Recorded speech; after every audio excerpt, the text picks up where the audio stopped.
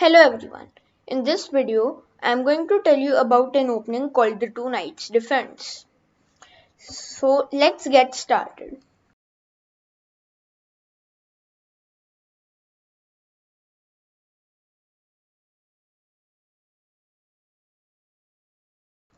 The Two Knights Defense starts with the moves e4, e5, knight f3, knight c6, bishop c4, this is the Italian game, and then knight f6 by black. So this is the move, knight f6 is the move which tells that it is the Two Knights Defense.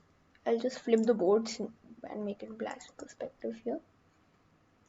Now over here there are many moves. First I'm going to tell you about the main move, which is knight g5, and now knight g5 double attacks the f7 square by both the knight and the bishop.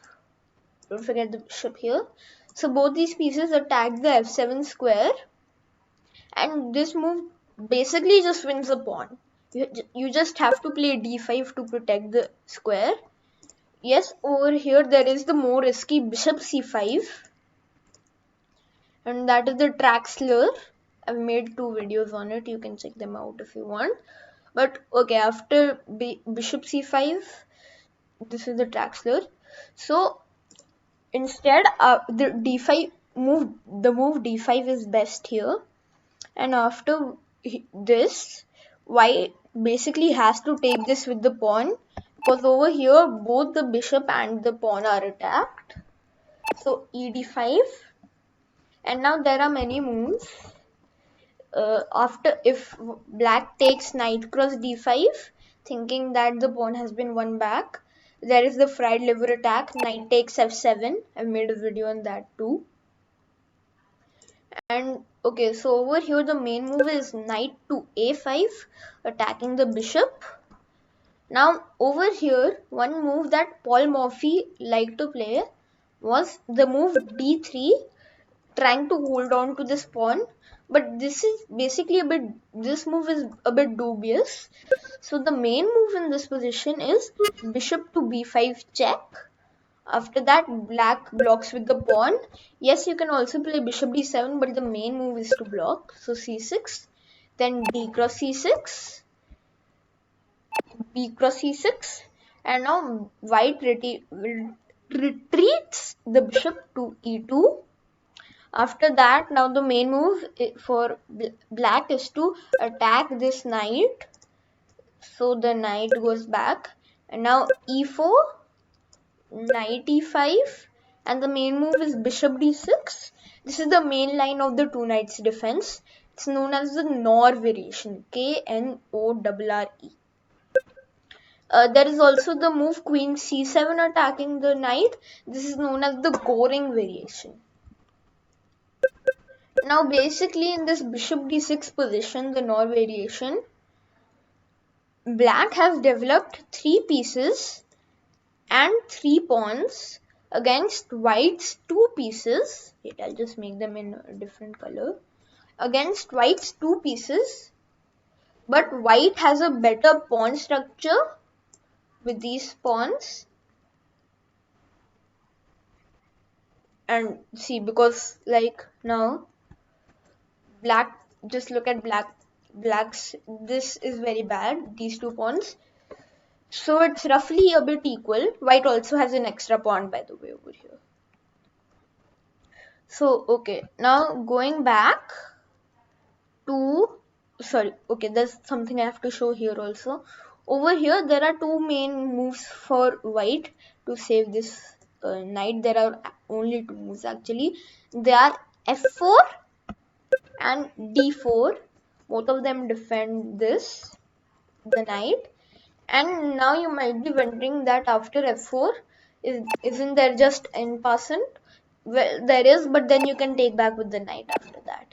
And same after d4, after takes, you can just take back with the knight. So that is after over here, knight a5 in this position. Now knight a5 is not the only move. Against knight cross d5, there is knight cross f7, like I said. But there are 2 moves more. there is the move knight to d4, which is known as the Fritz variation,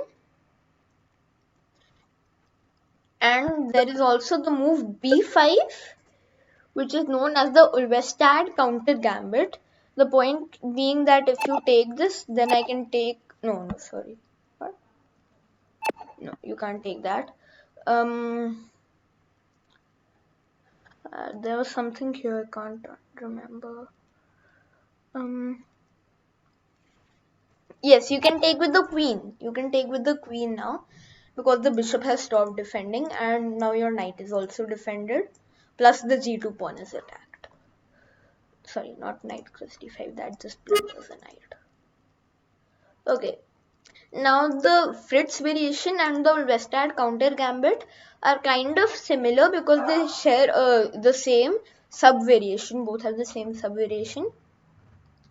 Okay, so that is after against knight f6 and knight g5 when black plays d5.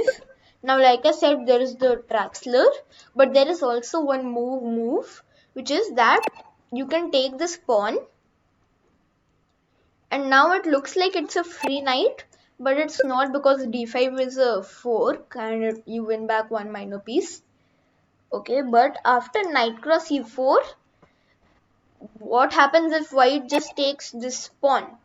Then there is the move queen h4, which threatens mate on f2.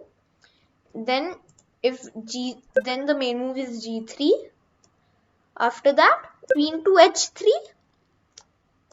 And if you take my rook, there is queen g2, and after rook f1 and knight d4, black has a very attacking position, though this is not basically winning for black. But black has a lot of attacks, and let's say queen g5 check, then g6, knight takes, pawn takes, queen takes. After king d8, black has a lot of dangerous threats in this position. There is also a move king e7 here, but king e7 is because your king just gets chased out into the open after king e7. Yeah, so king d8 is the main move. Now after knight cross e4, the best move here is that you take the pawn on f7, but with the bishop. So bishop cross f7, then king e7, and now you can take and then takes. That is very good. I guess there's also a move that you can play queen f3 attacking. No, sorry, you can't play that. You can play queen h5, I meant. And basically it's a good attacking position.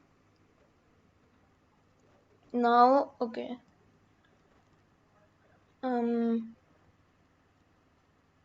Yeah, and after, okay, so queen h5 actually isn't a good move, turns out, because after that knight takes, and you can take that, and the queen isn't hanging because the knight defends it. Okay, so queen h5 is not the correct move, but there was a good move here. I'm not correctly remembering. I guess it was to bring the bishop back. Yes, you can bring the bishop back in this position, and the position's fine over here. So okay, so that was what happens after against knight f6. White plays knight to g5. Now knight g5 is not the only move over here. White can also play d4, which is the Italian two knights mixed with the Scotch game. So yes, if you take, then just castles, and now if you take this pawn, this central pawn also, then white can regain the material with, I guess it's rook e1, and if d5, you can take this, and after it takes, you have knight to c3, attacking this, and you will win this. So that is what happens after d4. In this position there is also d3, and it can turn into the Juico piano after if bishop c5 and c3. So this is the Juico piano. And after knight f6 there is also knight c3, but this isn't the most popular move. This is a 4 knights Italian variation, 4 knights game Italian variation, because here black can take on e4, and if takes there's again d5. I think that was this move came some examples ago. So knight, and over here there you cannot try with bishop takes f7, because then after takes the knight and d5, knight c3, black has the bishop pair and an overall better position. So knight c3 is often played with the intention of the Boden gambit, which is castles over here. Okay, I guess that's all about the two knights game. So just remember, the two knights game comes after e4, e5, knight f3, knight c6, bishop c4 and nf6. I'll see you in my next video. Till then, bye bye.